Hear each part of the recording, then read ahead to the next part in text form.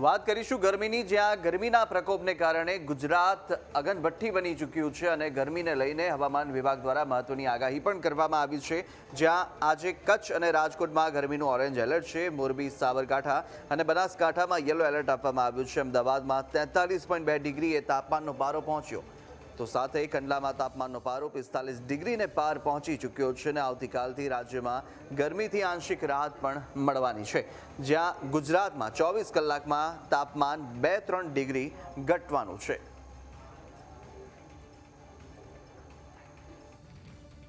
आने वाले दिनों में वेदर आमतौर पे खुश्क रहेगा और जो हमने आज के लिए हीट वेव दिया है आइसोलेटेड पॉकेट्स में कच्छ सौराष्ट्र कच्छ में दिया है ऑरेंज अलर्ट के साथ और गुजरात रीजन में है येलो अलर्ट के साथ डे 1 में. उसके बाद जहाँ तक मैक्सिमम का टेम्परेचर का सवाल है अगले 3 दिन में 2 से 4 डिग्री की गिरावट की उम्मीद है. उसके बाद फिर ग्रेजुअल राइज 2 से 3 डिग्री का आएगा.